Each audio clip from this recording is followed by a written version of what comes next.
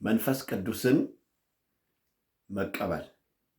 ቅዱስን መቀበል ወይንም በመንፈስ ቅዱስ ቁጥጥር ስር መሆን። መንፈስ ቅዱስን መቀበል ወይንም በመንፈስ ቅዱስ ቁጥጥር ስር መሆን የሚለው ቃል ይገልጣል።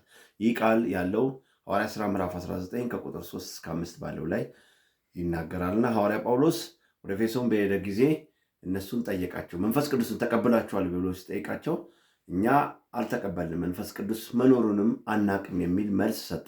በዚህ ጊዜ በምን ተጠመቃችሁ፣ በማን ስም ተጠመቃችሁ የሚል ጥያቄ ሲጠየቅ እኛ ጥምቀትን የመጥምቆ ዮሐንስን ጥምቀት እንጂ ሌላ ጥምቀት አልተጠመቅንም አሉ።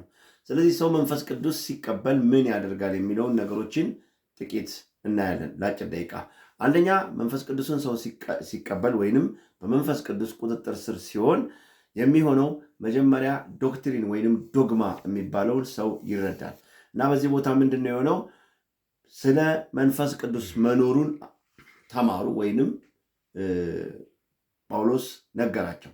ስለዚህ አብ፣ ወልድ፣ መንፈስ ቅዱስ ስለ ሥላሴ ትምህርት ወሰዱ።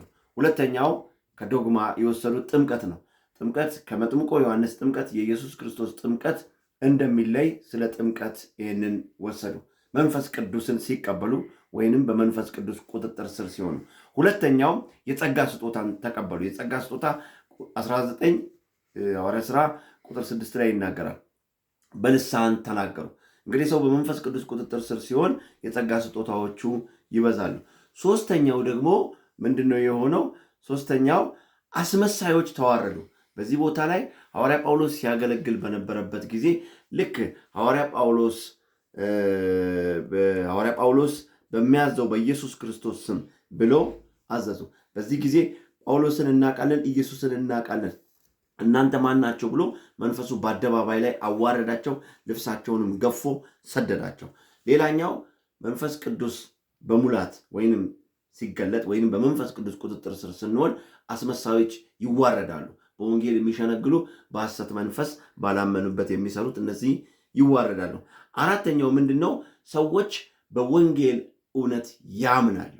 ሰው በመንፈስ ቅዱስ ቁጥጥር ስር ሲሆን ወይንም መንፈስ ቅዱስን ሲቀበል ሰዎች በወንጌል ያምናሉ እና ሐዋርያ ሥራ ምዕራፍ 19 ቁጥር 19 ላይ ይሄኛው በግልጽ ይናገራል። ብዙዎች በክርስቶስ ኢየሱስ አመኑ ይላል። ካመኑ በኋላ ምንድን ነው የሆነው? ብዙ ነገር ሆነ። ጣዖታት ተገለበጡ። የከተማው ገቢ ምንጭ ሁሉ ከሰረ። እንዲሁም በጣም የሚገርማችሁ ነገር በከተማው የነበረው ሁሉ ከስሮ ህዝብ ሁሉ መጮህ ጀመሩ እና በጣም ደግሞ በዚህ ቦታ ላይ 19 ላይ ምንድን ነው የሚለው? የአስማት መጽሐፍቶች ሁሉ አምጥተው ተቃጠሉ። የአስማት መጽሐፍቶች አምጥተው ተቃጠሉ። በጣም ነው የሚገርመኝ። እኔ የኛው ነገር በጣም ይገርመኛል እና አንድ ነገር በዚህ አጋጣሚ መናገር ፈልጋለሁ። በኢትዮጵያም ውስጥ የዳቦ ስም የተሰጡ የአስማት መጽሐፍቶች በጌታ በኢየሱስ ክርስቶስ ስም ይቃጠሉ። የብዙዎችን ጭንቅላት የያዙ፣ የብዙዎችን አስተሳሰብ የያዙ፣ በብዙዎች ላይ በርግማን የሚናገሩ የዳቦ ስም የተሰጣቸው በኢትዮጵያ ያሉ የተለያዩ የጥበብ መጽሐፍት በጌታ በኢየሱስ ስም ይቃጠሉ። የወንጌል እውነት በምድራችን ላይ ከፍ ብሎ ይብራ። ሰዎች ሁሉ በመንፈስ ቅዱስ ቁጥጥር ስር ይሆኑ ወይንም መንፈስ ቅዱስ ይሙላባቸው። ይህንን ቪዲዮ ለምትሰሙ ለእናንተ እግዚአብሔር ሰላም ይሁን። ይህ ቪዲዮ ለሌላ እንዲደርስ ኮፒ፣ ሊንክ፣ ሼር አድርጉ። እዛ ላይ ወንጌል ያሸንፋል በሉ። ተባረኩ። እግዚአብሔር ጸጋና ሰላም ይብዛላችሁ። ቻው።